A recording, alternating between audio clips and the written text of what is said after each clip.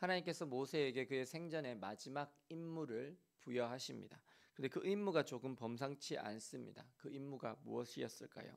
그것은 이스라엘 자손의 원수를 미디안에게 갚으라고 하십니다. 그렇다면 미디안이 도대체 이스라엘에게 무엇을 했습니까? 무엇 때문에 하나님께서 이스라엘 자손의 원수를 미디안에게 갚으라고 하십니까?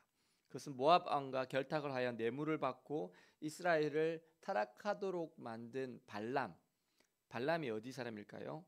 그 만신무당인 발람이 바로 미디안 사람입니다. 즉 모압 여인들과 미디안 여인들 중에 바알 신전의 창녀들을 데리고 이스라엘을 유혹하도록 그는 만들었습니다. 그래서 바알부올이라는 사건이 일어났습니다. 이스라엘 사람들이 바알을 음란하게 섬기게 되었고, 그래서 하나님께서 이스라엘에게 연병을 내리셨습니다. 그런 일들이 일어나고 있는 중에도 이스라엘 남자 하나가 미디안 여인 한 사람을 데리고 자신의 장막으로 들어갔습니다. 무엇을 하려고 했을까요? 음란한 행위를 하기 위해서 들어간 거예요. 그래서 아론의 손자 제사장 엘라스의 아들 비느하스가 그 남자를 따라 들어가서 그 남자와 미디안 여자의 배를 꿰뚫어 죽여버립니다. 그리고 나서 연병이 그치게 되었습니다. 하나님은 이렇게 이스라엘로 하여금 바알을 음란하게 섬기도록 유혹한 발람의 죄를 결코 용서하지 않으십니다. 이것이 이스라엘의 원수이고 하나님의 원수라고 오늘 본문에서 다시 기록하고 있습니다. 이 발람이 바로 미디안 사람이었습니다. 그래서 하나님께서는 모세에게 마지막 전쟁을 치르도록 하십니다. 그래서 모세가 어떻게 전쟁을 치를지 하나님께 묻습니다. 그래서 하나님께서 각 지파에서 1000명씩 전쟁에 나가도록 하라고 하십니다. 그래서 각 지파에서 1000명씩 12000명이 모였습니다. 그리고 비느하스로 하여금 성소의 기구와 시노나팔을 들고 그들과 함께 전쟁에 나가도록 합니다.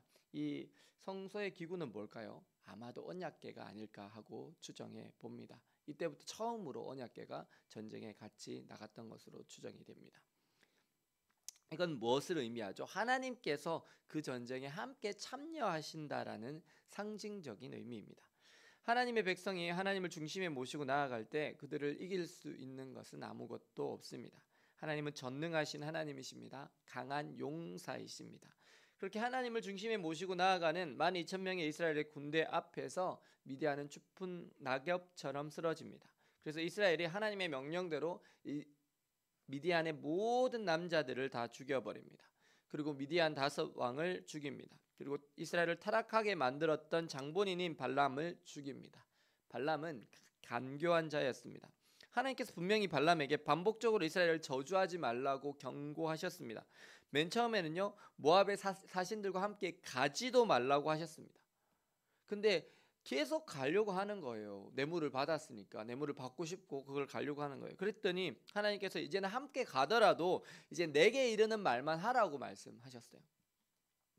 그리고 하나님께서는 반복적으로 발람으로 하여금 이스라엘 축복하도록 역사하시고, 발람이 저주하려 할 때는 나귀까지 입을 열어서 내가 너를 죽는 걸 피하게 했다고, 나귀의 입을 통해서 그렇게까지도 자신의 잘못을 깨닫게도 하셨습니다. 그런데 발람은요, 뇌물에 매수되어서 결국 간악한 길을 갔습니다. 모압 왕에게 돈을 받고 이스라엘을 망하게 하는 그 방법을 알려주었습니다.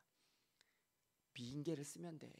바알 신년의 창녀들 있잖아. 그 사람들 이용해서 비인계를 써.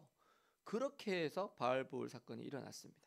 이스라엘이 바알을 음란하게 섬겨서 하나님의 진노의 연병으로 이스라엘이 죽게 되었습니다. 하나님은 그 모든 사건을 기억하셨습니다. 그리고 모세가 열조에게로 돌아가기 전에 미디안에게 복수를 하도록 명령하십니다. 하나님은 사랑의 하나님이시지만 또한 공의의 하나님이십니다. 재판관에게 있어서 가장 중요한 것은 공정함을 잃지 않는 것입니다. 절차적인 정당성과 모든 판결 과정이 다 공정해야 합니다. 안타깝게도 최근에 있었던 대법원의 파기환송의 판결의 경우 별로 그렇지 못했던 것 같습니다. 좋은 의도였을 수도 있지만 절차적인 정당성이 확보되지 않았습니다. 너무 서두른 것이죠. 우리나라에는 상권 분립이 되어 있습니다. 입법부와 사법부와 행정부가 상권 분립이 되어 있습니다.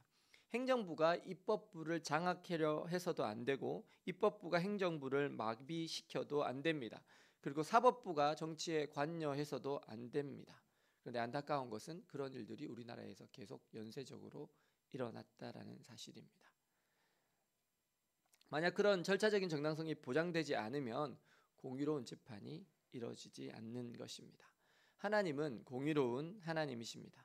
그분은 공정한 재판장이 되십니다. 잠언 11장 1절 말씀에 속이는 저울은 여호와께서 미워하시나 공평한 추는 그가 기뻐하시느니라 말씀하십니다. 그렇습니다. 속이는 저울, 공정하지 못한 것을 하나님은 미워하십니다. 안타깝게도 요즘 정치권의 사람들을 보면 모두가 공정하지 못합니다. 자기 편 봐주기에 혈안이 되어 있습니다. 저는 개인적으로 가장 공정하지 못했다고 생각되는 것이 최근에 대법원의 판결같이 느껴집니다. 그 판결이 결과가 문제가 아니라 그 판결의 절차가 문제였던 것 같습니다. 판결을 굳게 한 그 재판관은 언젠가 반드시 하나님 앞에 서게 될 것입니다. 그리고 그 죄값을 하나님께서 물으실 것입니다. 왜냐하면 하나님은 공의로운 분이시기 때문입니다. 오늘 공의의 하나님은 공정하게 미디안을 심판하십니다. 오늘 이 시대에는 누가 공정한 사람들이 되어야 할까요? 하나님을 믿는 우리가 공정한 사람으로 살아가야 할 것입니다. 오늘의 이스라엘 군대가 그들의 중심에 성전 기구를 모시고 하나님의 언약궤를 모시고 전쟁에 나아가 승리했던 것처럼 오늘 세상의 한가운데서 살아가는 우리들도 성령 하나님을 중심에 모시고 그 삶의 전쟁터로 나아가심으로 공의로운 하나님을 세상 가운데 분명하게 드러내시는 저와 여러분들 되시기를 예수님의 이름으로 축원합니다.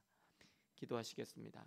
사랑과 은혜의 주님, 오늘 공의로우신 하나님을 바라봅니다. 하나님께서 거듭하여 경고하셨음에도 듣지 아니하고 은금에 매수되어 모압 여인, 미디안 여인들을 동원하여 바알보을 사건으로 이스라엘을 타락하게 만들었던 미디안 사람 발람을 심판하시고 또한 미디안 사람들을 심판하시는 하나님의 공의를 봅니다.